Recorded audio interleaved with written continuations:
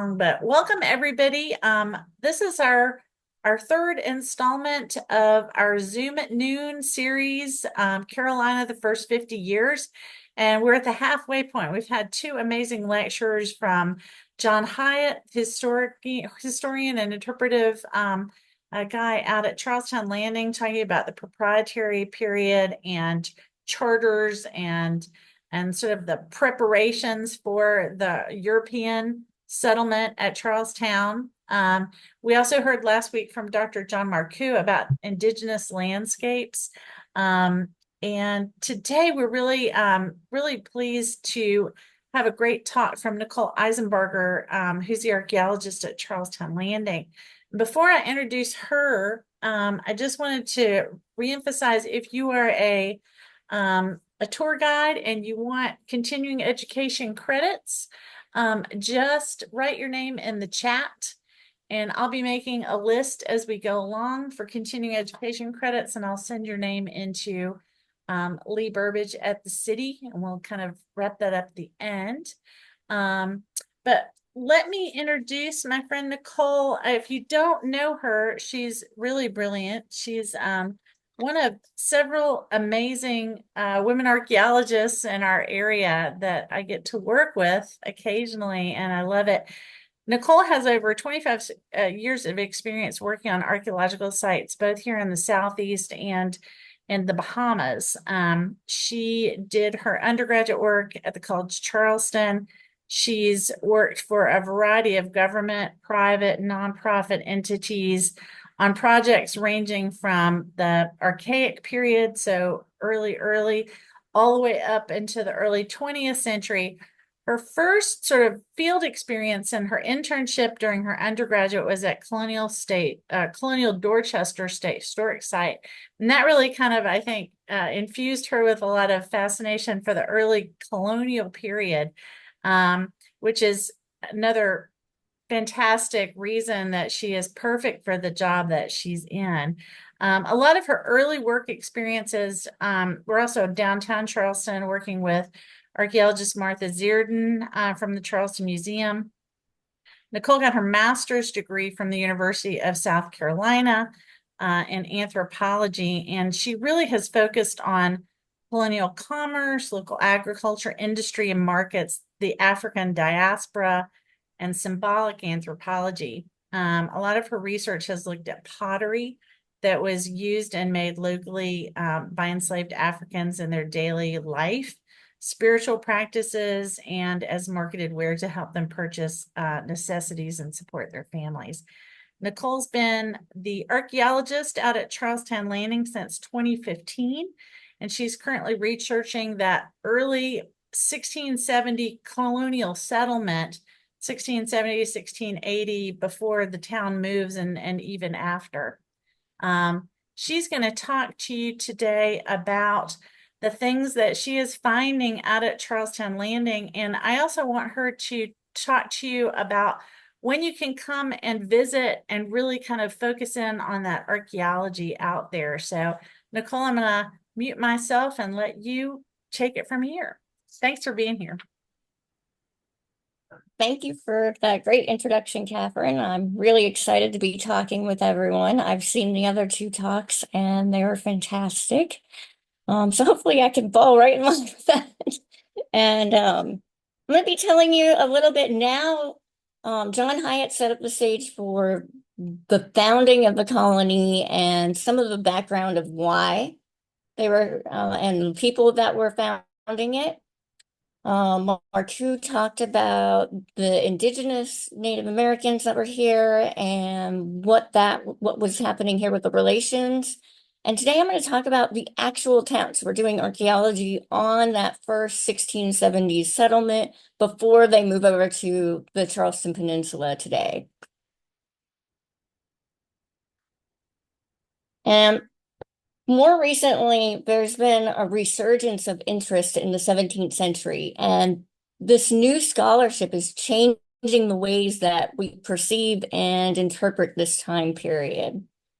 The popular ways that scholars have depicted the 17th century, especially in South Carolina, tended to be And it was dark, it was dismal, and more importantly, a failure.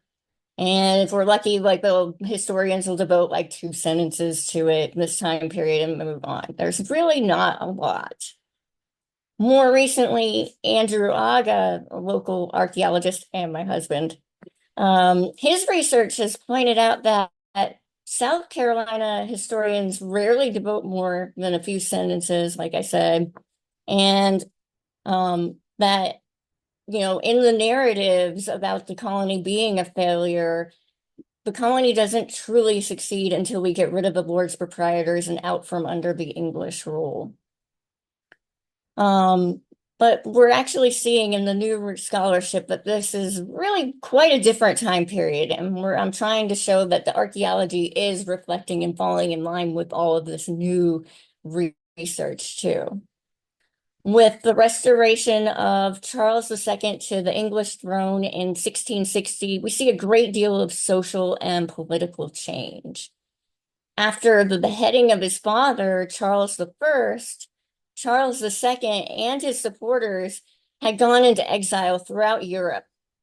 And when he is reinstated to the throne and he returns to England, they bring back all these new ideas with them from all of the places that they had been. So this is a really, it's kind of like an English Renaissance. Scholarship is showing how this is a time period of great economic expansion, philosophical change, and a new focus on scientific experimentation in the English Empire. England had been in war and in political turmoil for years, and with the return of the monarchy and economic expansion, the people were readily accepting of these changes. They were ready for like a nice, calm, renewed time period. Economic expansion further allowed people to acquire more material wealth, which leads to an increase in the middle class and improvements to this overall standard of living. Aga's dissertation research really showed the importance of their scientific experimentation and how it helped shape the Carolina colony. And hopefully you can learn more about that in an upcoming Zoom or another local lecture, because it's really influential in the ways that we're currently interpreting 17th century Carolina. Archaeological research on the 1670s Charlestown, the first capital of England's Carolina colony, has unearthed tangible evidence of these transformative ideals and has helping provide insights into the daily life and labor of the 17th century town in ways that we can't get from the historical documents alone. So I'm going to be talking to you about evidence from archaeological excavations, plant remains that we're getting through archaeology, and chemical analyses that we've done on some of the clay artifacts and what they're telling us. John Hyatt, 2 weeks ago, he talked about the 8 lords proprietors of the Carolina colony, and it's also important to point out and highlight that several of the lords proprietors for Carolina were actually members or fellows of the Royal Society, including Lord Anthony Ashley Cooper, the first Earl of Shaftesbury, who really spearheaded the group of Carolina proprietors and was very influential in the early development of Carolina. 2 additional lords proprietors and the son of Sir George Carteret, who was also a lords proprietor, were also fellows. And John Locke, who was Shaftesbury's personal aide and physician, and he also served as a secretary for all of the lords proprietors. In fact, many of the letters from the colonists that are included in the Shaftesbury papers, this is the historical resource that we've talked about in previous lectures, they're addressed, a lot of those letters from the colonists are addressed to John Locke. For those of you who may not be familiar with the Royal Society, it was established in 1660 by a group of London and Oxford-based intellectuals who wanted to use natural philosophy, or what we would call today science, to transform knowledge, profit, health, and the conveniences of life. The fellows would make observations of the natural world, conducting experiments, share and discuss their findings among one another, and finally publish their findings to make sure that they're really sharing this new knowledge that they're creating.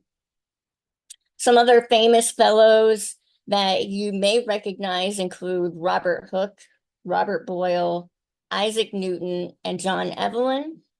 And some later famous fellows include Benjamin Franklin, Charles Darwin, Albert Einstein, and Stephen Hawking. So this is a group of prominent scientists and scholars that really influenced the development of the discipline of science. And to have some of our awards proprietors be fellows, it's really important fact. Improvement is also an important paradigm at this time that was being pushed by the Royal Society, Charles II, and the English Empire for growth and prosperity. In the 17th century, English improvement was the concept that through science and scientific experimentation, all things could be made better or improved. When the Royal Society was rechartered in 1663 by King Charles II, he changed the name to the Royal Society of London for the improvement of natural knowledge. Aga has argued that the king adding the word improvement to their title further demonstrates that King Charles II was doing everything in his power to modernize England and its empire through the paradigm of improvement, and this would have included the Carolina colony. It's important to note that although the king granted a charter to the Royal Society, they were not funded by the crown. The fellows often conducted these experiments in their own households, and they had to fund all of their research. So they did invest in stocks to support their efforts. One of the stocks that they invested in was the Royal Africa Company. So trade in enslaved African slavery did play an important role in the beginnings of modern science. And as Aga's dissertation really highlighted, the enslaved Africans in Carolina further conducted agricultural experiments that was fundamental to the success of the colony. So enslaved labor is intrinsically a fundamental part of these scientific endeavors. During John Hyatt's talk earlier this month, we learned about the Lords Proprietors and about the land that comprised the Carolina colony. Albemarle Point, where Charlestown is located, is high ground accessible by Deep Water Creek and protected by inaccessible marshes. And here you can see exactly the area where the colonists landed. Around the initial town settlement, or although the initial town settlement did not see major battles, defenses and the fear of war were still a prominent concern for the colonists. Spain was one of England's oldest rivals. They controlled northern Florida, and as Hyatt mentioned, the Spanish claimed part of the territory that Charles II chartered for the Carolina colony. In fact, a lot of our core descriptive information about Charlestown comes from Spanish spies and indentured servants that defected and fled to Spanish Florida. The two monetary focuses of the colony were on providing wood supplies to the English Empire and experimental agriculture. England relied heavily on wood for their booming shipping and trade industry. The Dutch had deforested their lands and were forced to rely on imported wood supplies. The English took heed and implemented efforts really early on in the 17th century to preserve their diminishing forests. The Royal Society was influential in this movement, and in 1644, John Evelyn published Silva, the Royal Society's first publication that focused on better forest management. The concern of their limited wood supplies and growing demands was it continued throughout the 17th century. And as early as 1615, King James I banned English glassworks from using wood in their furnaces, and they needed a lot of wood for that. So that was really important. And the switch to coal ends up being important and allows the English to have a leg up later on with an advancement in glass, and they dominate the industry in the 17th century over the Italians. And so that was really important that they weren't using, that they were switching from wood. What is less documented and was a major highlight in Auger's dissertation is Carolina's focus on experimental agriculture. The colonists were instructed to experiment with a variety of crops and plant them in different soil types and different elevations and use different methods even. So this isn't because the English and the colonists were unfamiliar with how to grow plants. It's this part of the scientific exploration, and it falls in line with the Royal Society and the improvement paradigm. You have to experiment and make observations to create truths and knowledge. So these experiments that the colonists were conducting here in Carolina were the only way to truly learn what crops and methods work best in the local environment. And they're doing science. The only map we have that depicts the town settlement at Charlestown is the 1671 Culpeper map shown here that you can get in this document.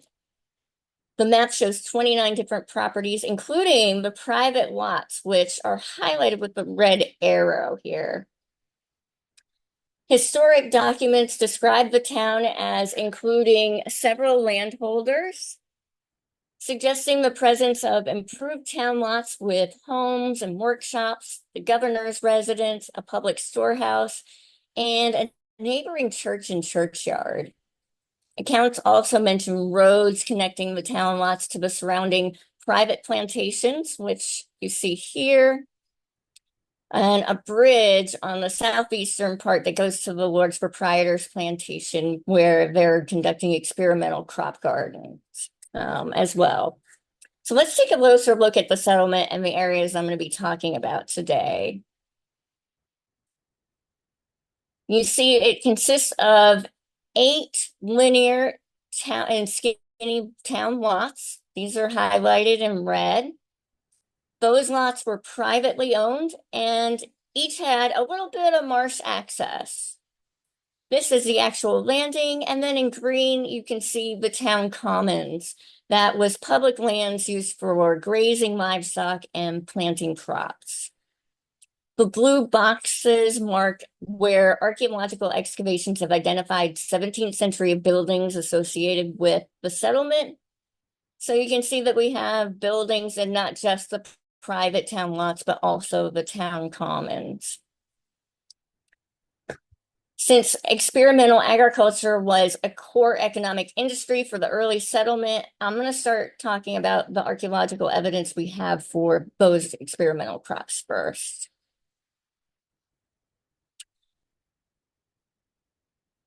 Over the past 24 years, we've run 80 samples for plant remains from the original settlement.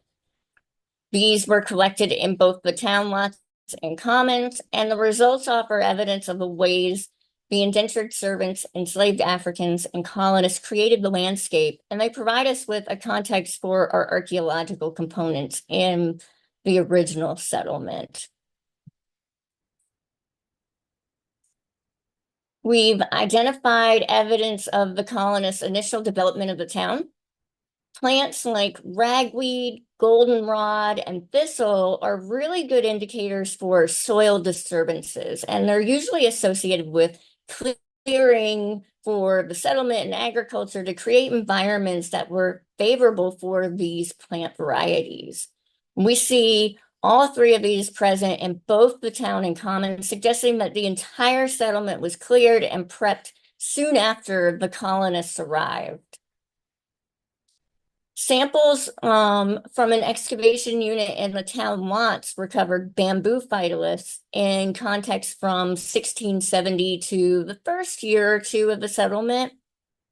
Indigenous bamboo are often found in cane breaks that were destroyed and cleared by the colonists because they provide really rich agricultural soils. Like these are perfect for planting.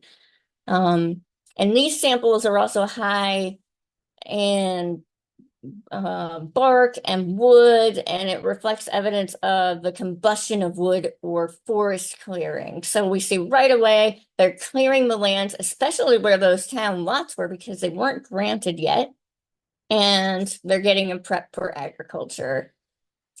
The earliest contexts in the town lots show old world cereal grains. So these would be like wheat, oats, barley, or rye. And those are some of the first crops grown by the colonists. And they're planted in the first year or two of the settlement. And they would have been really important, not just to sustain the colonists, but also to see can we export some of this? In 1671, so 1 year after the colonists land, the private lots are granted. And we see evidence that the agricultural crops that were cleared for the development of the town. So they get here, they clear, they burn, they plant the old world cereal crops, and then after the private lots are granted, they destroy those agricultural fields, and they start developing the town.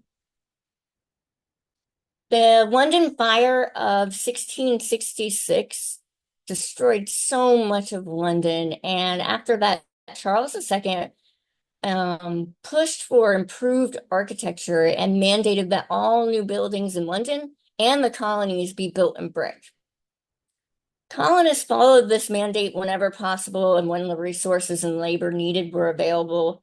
And we see brick architecture in other colonies during the 17th century, like Virginia and Maryland. And we also see it here at Charlestown. It's no different from these other colonies. The current excavations have identified two 1670s era buildings that have brick architecture. The walls of these buildings are only 1 foot apart from one another, suggesting they were either associated with one another or it's tightly constructed urban lot. And there's so much more to discover. So this is just the beginning of us uncovering the town. We're just starting. The presence of brick architecture helps illustrate that the Carolina colonists were falling right in line with the improved architectural ideals being pushed by the English Empire. And these buildings would have been used as a symbol of the strength and success of the colony. Anybody coming into the town would be like, oh, they got brick architecture, and it's really a symbol for the colonists. In the fall and spring, I hold open visitation hours inside this tent here. All these excavations and park visitors can come in. You can see the excavations. You can talk with me about the methods and the current research. So if you go on our Towne Landing website, I have a list of all the days. It's every Saturday in October and November, and every other Friday from 10 to noon. I have open visitation. And whenever I'm digging in there in the fall and spring, you can come in as well.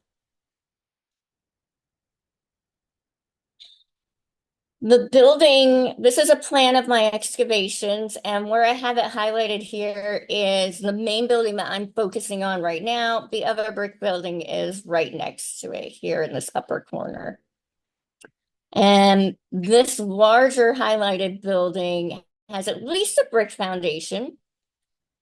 The building was demolished in the 1690s, and the bricks were robbed and used for construction elsewhere. So we don't really have a lot of like the foundation left, and we don't have enough rubble that's brick for me to really know how much of the walls, was it all brick wall, or is it a wooden foundation on top of brick, um, or on a brick footers? That's what I'm not really sure. I'm still defining the exterior of the building. It's roughly 30 feet.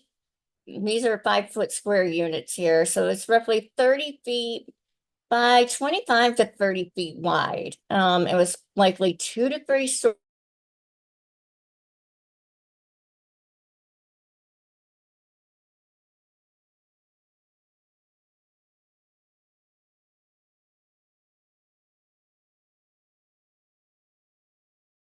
A brick hearth.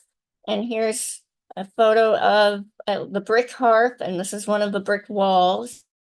were later, the brick hearth and this lime floor are later additions to the building. So it didn't originally have these, and they're added on at a later time, but before the building was demolished in the 1690s. So somewhere in those 30 years.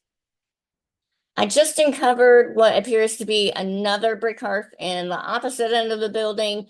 And if that's the case, then there are opposing chimneys on the exterior walls of the building. At the same time that the fireplaces were added, this lime floor was added. We see tin enamel wall tiles, which were possibly used to adorn the fireplaces, but they could also be put on the walls. I just don't have a lot of them because this building was not like burned and it's purposely demolished. Most of the interior material cultures all removed, anything useful, and I just have very small bits to work with to decipher what was going on there. The walls were plastered and there were glazed windows. So here you can see two examples of cut geometric shaped glass windows in a dark olive green. They were held in place with these lead strips. And then we also have larger paned aqua window glass.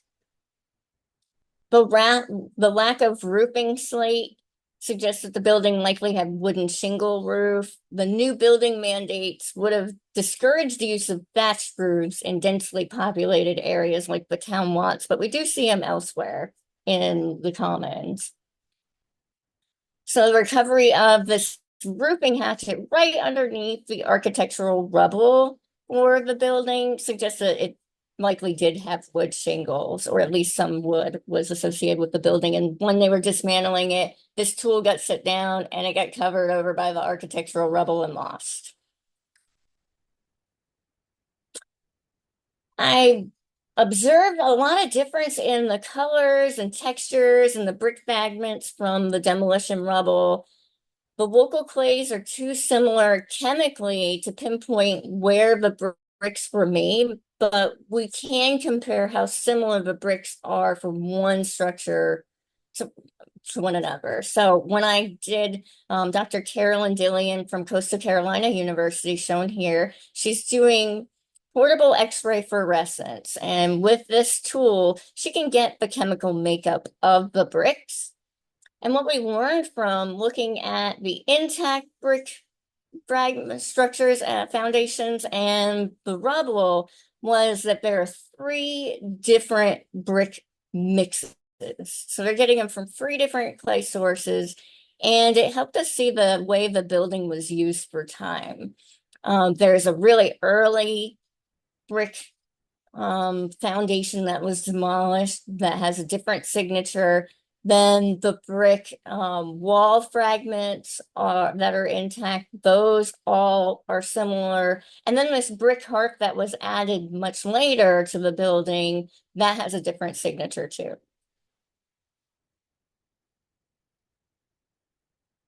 Dr. John Marcoux, who talked last week, he came out during COVID in 2020. And I don't have photos of that because it was COVID and we were busy. We were just staying away and it was a little bit distracting. But during COVID in 2020, we scanned the large area of the town lot associated with these brick structures to look for any potential property lines and other features, buildings. And he identified a trench that runs east-west for over 100 feet and has 4-foot depth. So here I've highlighted the results. You can see this long line and it goes to 4 feet in deep depth. So in 2022, we excavated a segment of it just to verify its depth and its shape. And we found it is a 4-foot deep trench, very straight sided. It goes into clay subsoil. And there weren't a lot of artifacts in it, in fact, none. And that helps show that it's really early before they're making a lot of artifacts that can fall in it. And they're purposefully keeping this clean. The trench falls right in line with the improvement movement. So you can't have property and not develop or maintain it. So you can't just be like a fat land baron and like own something and just let it go to waste. You have to physically be improving it and working on it. And this property boundary is one of the first ways that you can demarcate your property and essentially improve it. It can also help with controlling the space for livestock, like animals are more fenced out at this time period. And so you're fenced in and you protect things that you don't want the livestock to be roaming into. And so this would demarcate like an area where they're not really going to cross and graze or trample in. So the trench and the brick architecture are physical material evidence of the colonists following these core philosophical concepts in the layout of the town. We also see evidence of international trade, and the affluent members of Charlestown were able to acquire goods from all over the world. Here we see examples of goods from China, Spain, Italy, Germany, or the Rhineland, and France. They're getting goods from all over. We even have like the regular 17th century English ceramic types like the sgraffito sherd that matches contemporary examples from Jamestown, which you can see here from ceramics in America. I just have like a tiny piece. They have these amazing like reconstructible vessels. We're not there yet, or ever. I don't know. I haven't seen them. But we do get pieces and all the information's the same.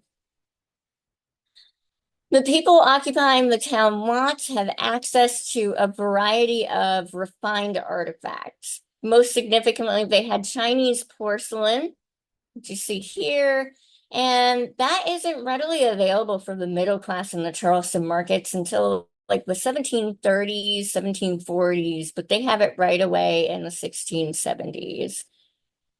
English leaded table glass goblets, like this fragment here.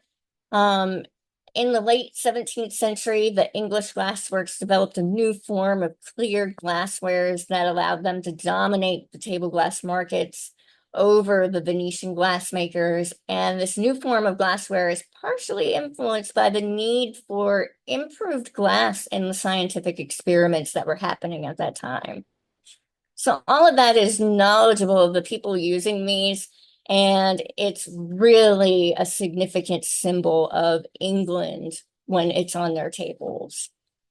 And they also had things like this nicer horse hardware that was a Tudor rose brass ornament that would have adorned a gentleman's riding gear. So that's evidence of like the fancier horse gear that they have for the gentlemen in town and the local parliament members. We also have, this is an amazing artifact for the 17th century. It's gold-plated brass clock cover, possibly for a traveling clock. So this is the cover, the outer little ornamentation is broken off and it's broken into three pieces, but it would have likely been for like a door on a travel clock and you could open it, and on both sides you see the same image depicted. And it has Adam and Eve and the tree of life. And then you can see two winged figures here below them. So here are like the wings and the figureheads. Actually, there's even like a third figure here. So that's what's happening in the town lots. In contrast, to this brick architecture and these refined goods. In the town commons, we see temporary wooden earth-fast structures. In 2000, archaeologists Stan South and Mike Stoner identified a wooden earth-fast structure in the town commons. Andrew and I were also on that crew, and it was really a remarkable find because this was the first building that we identified associated with Charlestown. It's fully wood frame and it's weatherproof with a coat of clay daub and plaster. And it likely had a thatched roof. And this is a 3D images of a 3D model that Clemson University graduate student Hannah St. Onge made for us. And you can actually see this online. So I'll share a lot of links to some information to Catherine so that she can get that out to you guys and you can see that online. In 2019, with the assistance of John Marcoux, State Parks was able to receive a subsidized NSF grant to help offset the cost to have the Field Museum of Natural History in Chicago run 146 ceramic artifact samples for us using laser ablation inductively coupled plasma mass spectrometry. So what that fancy is, it just gives you the chemical makeup of the artifact itself. And what's really neat is that things like the redwares that have a lead glaze, it can go beyond the lead glaze and it's not getting disrupted and manipulated by that. So the study included samples from both the town and commons for all three artifact types that we looked at. And we looked at colonial wares that are made by the enslaved Africans, redware ceramics, and kaolin tobacco pipes. We thought that there was a possibility that some of the redwares were made locally or in Barbados. However, the study found that except for a few Spanish wares, which I already knew they were Spanish and I threw them in there because I wanted to see the Spanish signature from known Spanish wares as a comparison, they were all being imported from England. I also found that this greenish glazed wares that we had previously thought could have come from Barbados don't trend together, and the color of the glaze is not a good indicator for the variety or place of origin. These were all coming from England. So even if Mike Stoner had previously seen them in Barbados, they were likely there not because they were making them in Barbados, but because they're all English colonies. So that was really interesting to see. The kaolin tobacco pipes were also being imported from England. We had raw kaolin clay here and a lot of like difference in the quality of the pipes. Some were really nice and some were lower quality with like these red bands and ribbons in them, but all of them ended up being from England. Interestingly, though, there's a clear difference between the types being used in the commons versus the private town lots. So we can see that the English goods, like the redwares and tobacco pipes, were clearly being used to mark social relations and boundaries. And these areas were definitely being used differently. The colonial ware vessels made by the enslaved Africans, but Charlestown assemblage doesn't have varieties that were being produced by local indigenous Native American groups. We do see that in other 17th century contexts in South Carolina. We're just not seeing that in the town because all of that trade was happening well outside of the town to help protect it. That was one of the protective measures they did, was that trade happened away from the town. What we did see in the colonial ware was that there are three different clay mixes or potential potters that were making the colonial wares in the 17th century. And unlike the European goods, which trend differently between the private property town lots and the commons, the colonial ware does not trend separately. All three clay mixes are in both town and commons.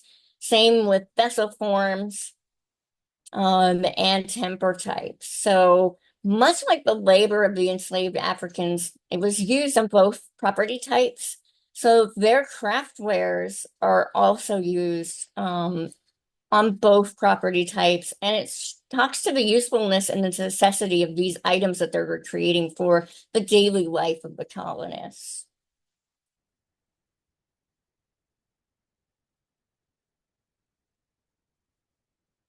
Common vessel forms for the colonial wares are bowls, jars, and tobacco pipes.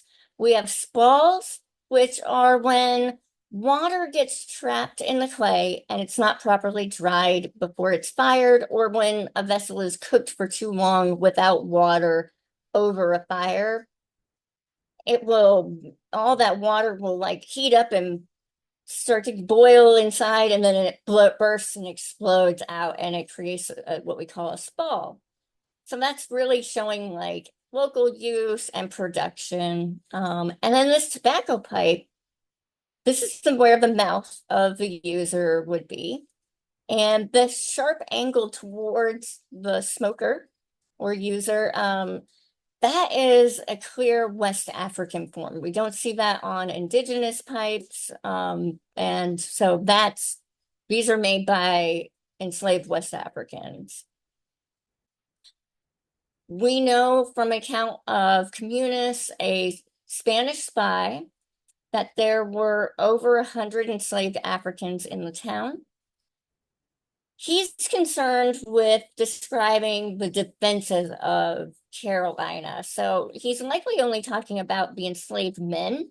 And these numbers don't likely account for the enslaved women or children, nor the enslaved on the larger landholding outside of the town. It was common at this time, what we are seeing from records, to have equal numbers of men and women. And the records for the enslaved at St. Giles Crusoe, Lord Anthony Ashley Cooper's 12,000 acres in Carolina supports that practice, because he did have equal numbers of men and women. So we're thinking it is likely that there could be a lot of enslaved women that weren't included in that 100 people that were counted. And this pottery marks the earliest local clay industry, and the skills of the enslaved potters continue to be important in South Carolina well into the 20th century. And they're even used in other ceramic industries like the well-known Edgefield stoneware pottery in South Carolina. So our research is really helping inform us about the lives and experiences of those whose labor helped ensure Carolina's success and those who are most absent from the written records. We don't really have anything for the enslaved Africans yet. In the town commons, these wares that I'm showing here make up 60% or the majority of the artifact assemblages that they're using in those buildings.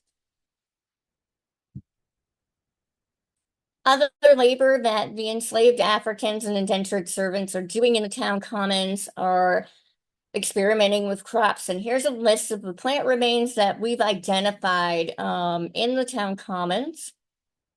Most exciting for us is evidence that's coming for dry ground rice. We have in 1672, 1 barrel of rice was shipped into Carolina. It's not a lot, and that could likely have been used for seed. It was listed with like a lot of other food items. And then we've recovered pollen and vitalists for rice in the town commons and other evidence for economic grass pollen, which does include rice throughout the whole town settlement. Further, in 1672, there is an account from an indentured servant that escapes to Spanish Florida, and he tells the Spanish that rice was one of the main crops that the colonists were growing and supplying to Barbados.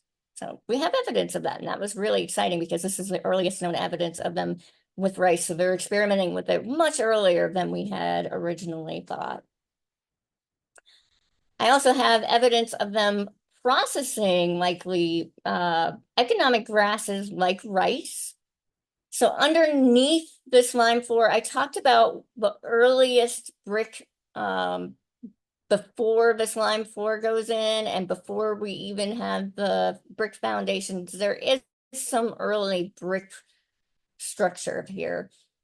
And what I took a sample taken right here below the lime floor, and between that has the most abundant grass pollen at 62%. And these are economic grasses like rice, sugarcane, and sorghum.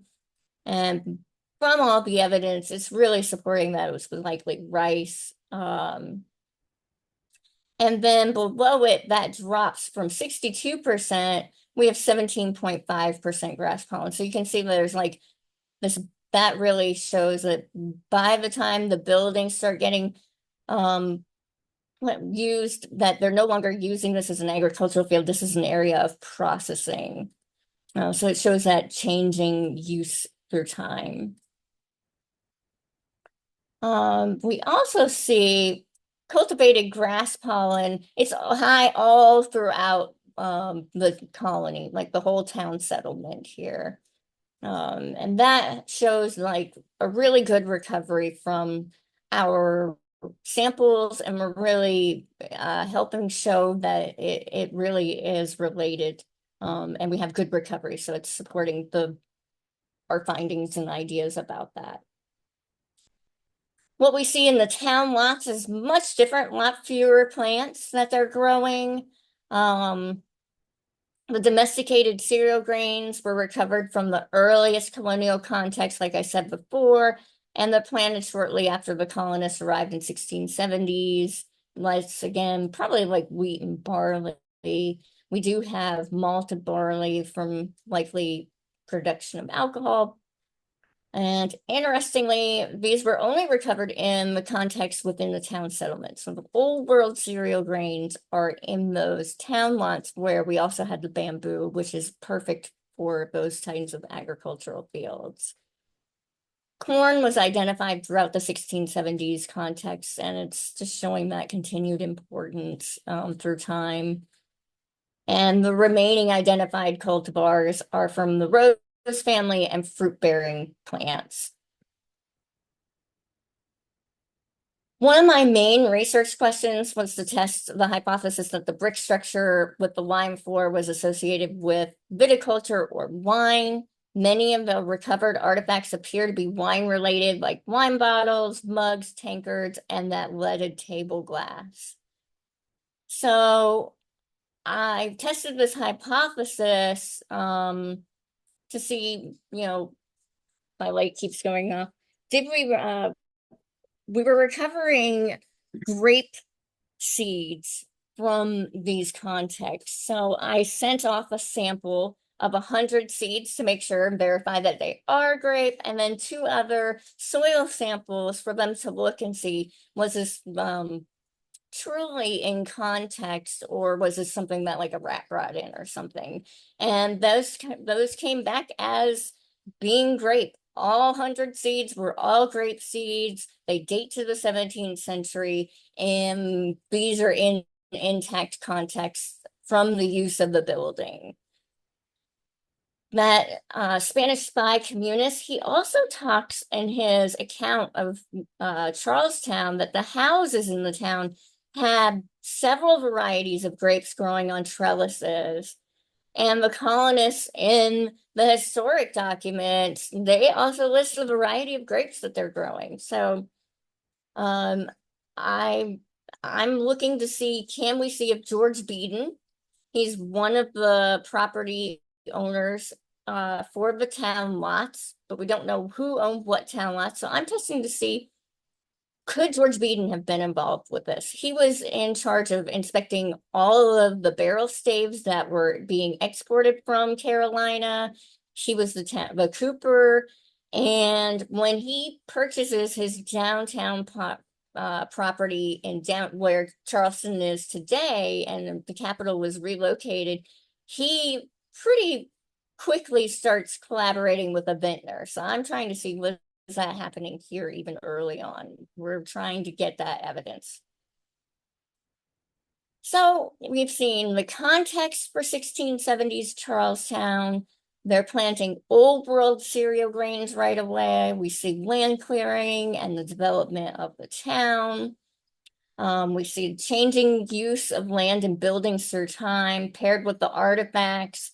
This is providing a more robust interpretation of the functions and use of these structures, and helping us fill in the gaps where the historical documents are lacking and the artifact date ranges are too broad for us to see such small temporal shifts in time archaeologically. So plants are really being useful. And the plants that the colonists labored to experiment reflect the attempts to create new forms of science directed by the Royal Society of London and the philosophical ideas of the improvement movement.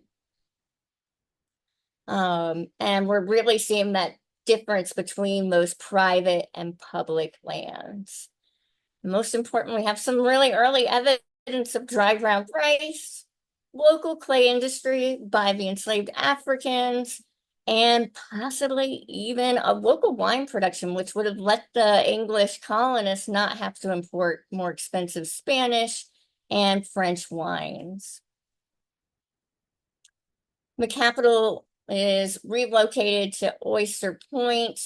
The colonists had been settling Oyster Point since 1672, and sometimes in the 1690s, the brick buildings in the town lots were demolished and they're not really living there anymore. These properties become incorporated in the larger plantation holding by a French Huguenot immigrant, Jacques Lassade.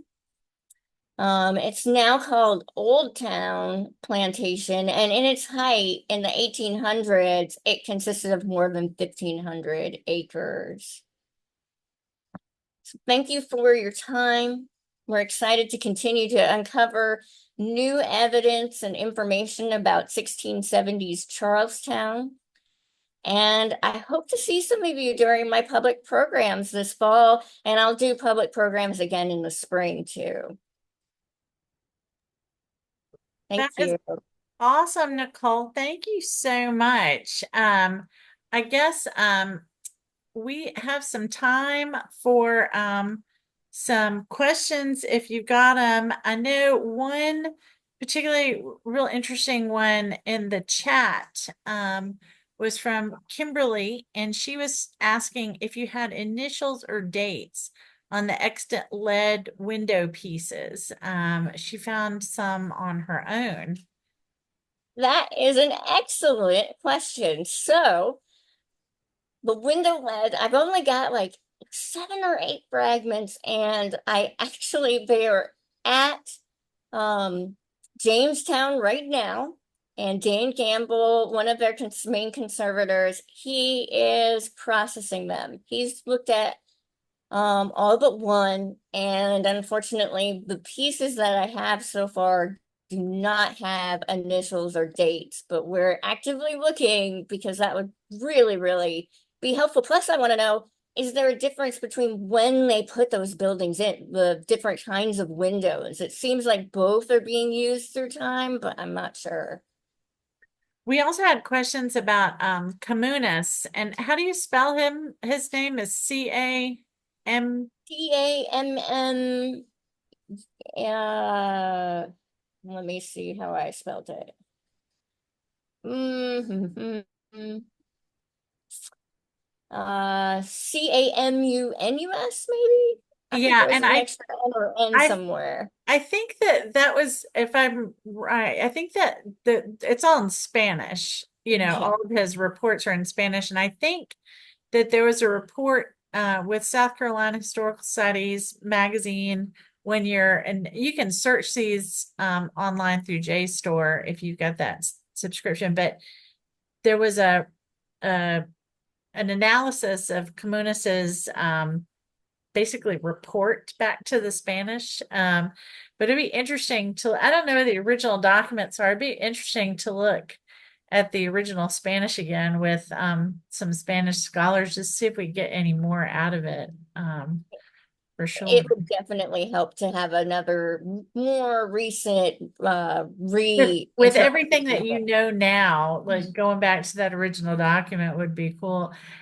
Somebody else was asking about the dry ground rice. Would that mean that they wouldn't have to have an irrigation system that was super complicated?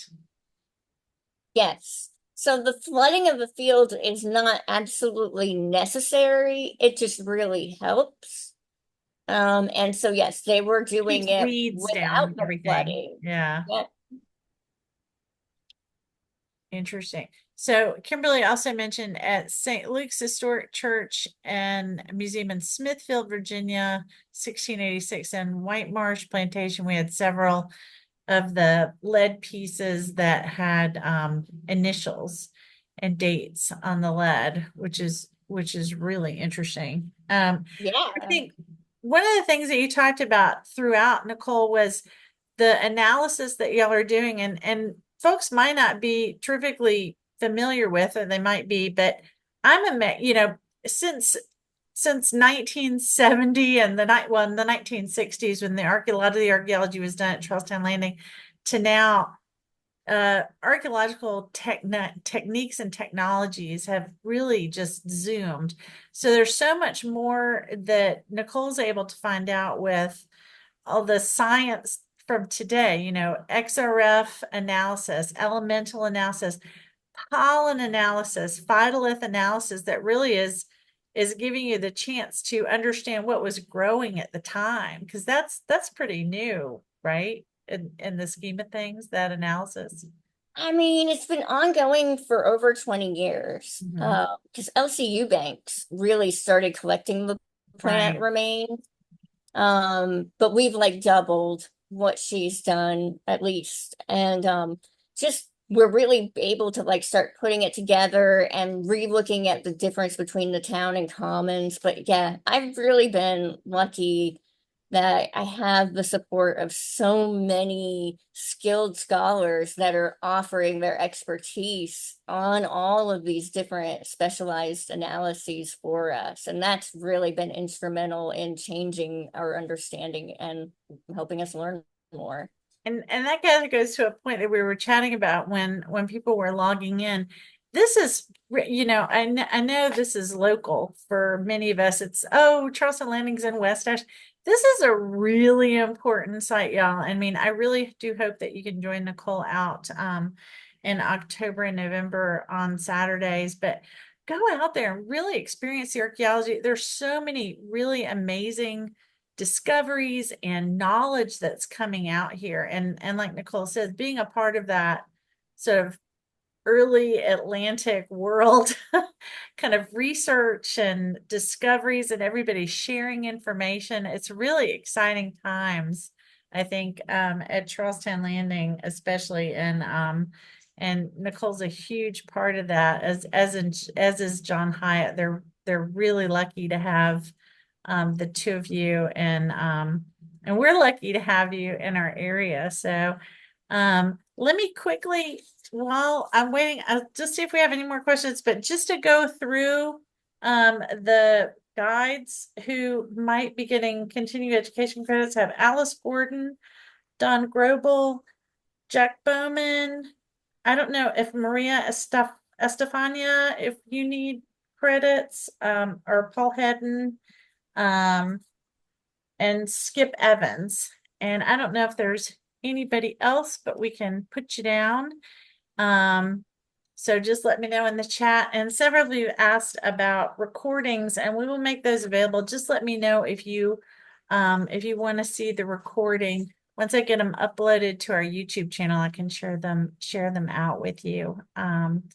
Any other questions before we say goodbye and get back to the workday? I think everybody really enjoyed it, Nicole. I always learned so much. A brief plug too, next week, oh, I don't know if I can do this or not. We're gonna hear from the author of The Grim Years, who's John Navin. He's gonna take a lot of what we learned in the last 2 weeks and today and really kind of tie up our Zoom series next week. So if you haven't signed up for that one, please do. It's gonna be great. We do have these books in our gift shop at the Powder Magazine, but you can get them online as well. It's a kind of a great sort of overview of that first half century of Carolina when all these things are going on. So I hope that you'll take a look at that and join us next week. And we will see you then. So thanks so much. All right, everybody. All right, I got Jenny and Thank you. James. All right, bye, guys.